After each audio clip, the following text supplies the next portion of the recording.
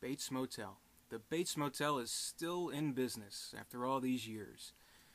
I guess it's probably worth noting that this is not going to be a review of the failed TV movie slash pilot from the late 80s, also titled Bates Motel, starring Bud Cort and Lori Petty. I have not seen it.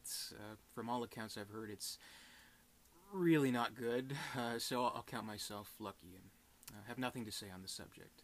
But what I do want to talk about, of course, for this video is the new A&E show starring Freddie Highmore and Vera Farmiga, Bates Motel. And as I'm doing this video, it's just recently finished its second season, so it's been pretty successful, so we can expect a third on the horizon. I went into this show with similar reservations that I had with NBC's Hannibal. It's a modern-day prequel, so it's really more of a reboot, sort of, and I was just wary of seeing this story before the story kind of thing being told, because I know what happens. So what's the point? Well, I guess I was rewarded greatly when I finally gave Hannibal a chance, and I'm happy to say that's the case with Bates Motel. This is a really good show, maybe even among the best and most riskiest and most intriguing programs still running today. I'll tell you for sure, if you're a stickler for continuity, if you expect everything that happens in this show to lead smoothly and exactly to the events in the 1960 film Psycho, then you're going to be let down, and you're probably missing the point. Bates Motel works on its own terms, and it takes the concept that we know of Norman Bates, his mother, their motel, and their twisted relationship, and turns it into this compelling and psychological drama about this very troubled family unit. And it does add its own elements and makes it stand on its own, which sometimes work, sometimes don't. What it does pretty well is play around with the fact that many viewers may already know where this is all leading, but I guess it's taking a longer, more twisted road to get there, which I like. It would be kind of interesting to think that there must be some viewers of this show, probably younger audiences who don't know about Psycho. Don't know what's supposed to happen at the end of it all, so it's a strong enough show to not depend on that. And if you happen to know someone like that, please don't ruin the ending for them. Let them suffer. For all we know, Bates Motel could be driving towards something entirely different anyway. The real revelation of this show, though, it has to be the character Norma Bates. She's not a flashback, she's not a memory, she's a fully fledged, fully realized character. And Vera Farmiga, such a great actress, brings this extremely important character into her element. The show is just as much about Norma, really, if not even a little bit more. This is a deeply scarred character, and while unpredictable and morally questionable, she does what she does because of her family, and this is just a fantastic role, and Farmiga is perfect. I mean, it's no surprise that she's gotten so much awards attention for the role. Not to take away from Freddie Highmore, who's also great as Norman. He's an extremely talented young actor, and he gets it. He gets what makes Norman Bates work. And where someone such as Vince Vaughn in his portrayal in the 1998 film, where that failed, I think Highmore succeeds beyond expectation. He has this charm and innocence, and despite his darkness, we want to like this character. We come to pity this character. We are compelled by his compulsion. And I think if Anthony Perkins were still alive today, he'd have his blessing. I think he does a good tribute, but still making it his own role. He makes Norman Bates work, all within this modern setting. And it's the way the two play off each other that makes it so good and so twisted. They have the great chemistry together, and it works on different levels too. They have the familial chemistry of mother and son. They have the chemistry of lovers, of soulmates in a strange but necessary way. And they have the chemistry of enemies who are destined to destroy each other. And we know going in that this is the tragedy that this is going to result in. We know, as a part of the overall story, that these two characters are in fact one and the same.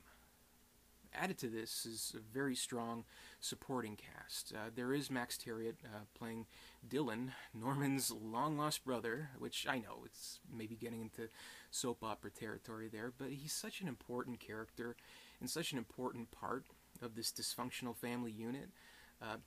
And misfit that he is, he proves to be almost an actually normal person by comparison, which is saying a lot. And this character combats some of the more twisted elements of the family relationship to at least make it a little more accessible. He's actually one of the best things about this show, and without him, we would run the risk of feeling alienated as the audience.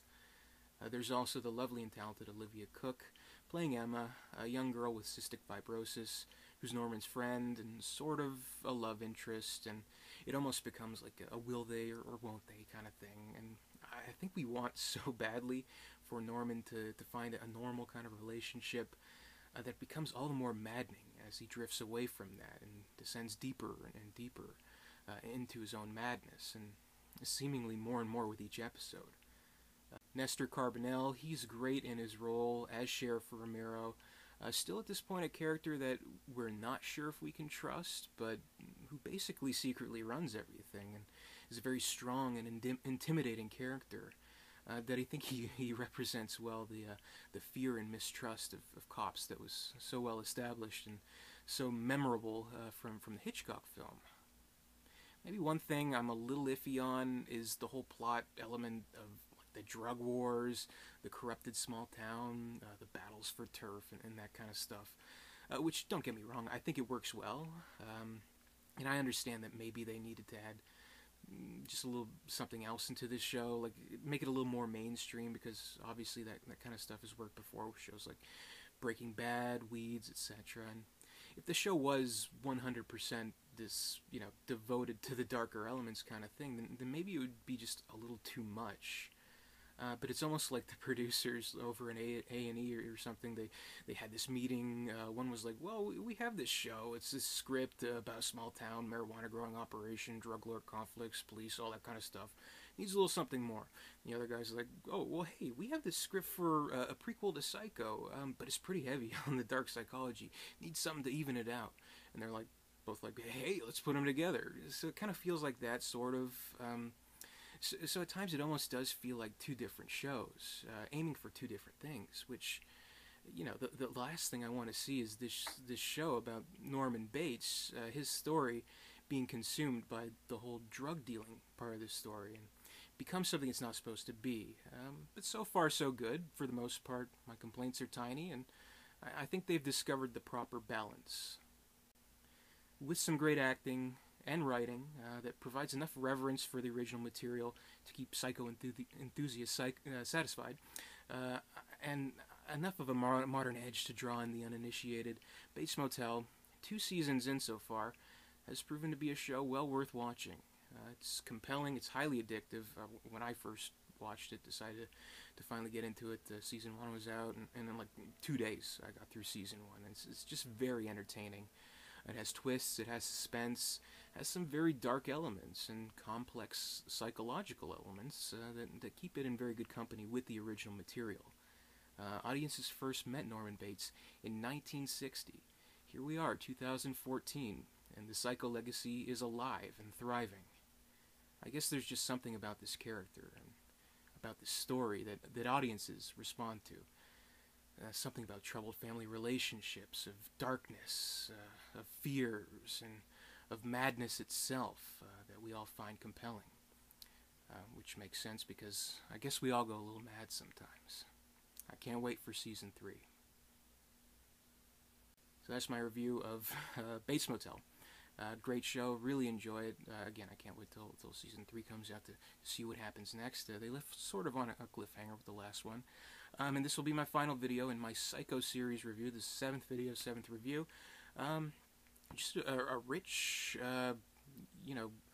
series that, began with this original iconic film, stemmed into that.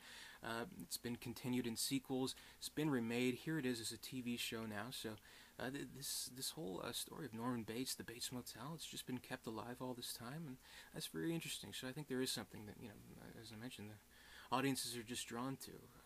So hopefully there will be more to speak of on Bates Motel and the Psycho legacy in years to come. But yeah, this has been nice going down memory lane with Norman Bates and Mother, but wouldn't want to walk down that road too often. But yeah, as always, thank you so much for watching. Really appreciate you giving me a watch, and comment below. Let me know what you think of this series, and if you enjoyed this series review. Subscribe to me if you haven't already. Follow me on social media, Twitter @HiThisIsDerek, Tumblr, derek237.tumblr.com, all that good stuff. But for now, again, thank you very much for watching, and more videos from my channel to come.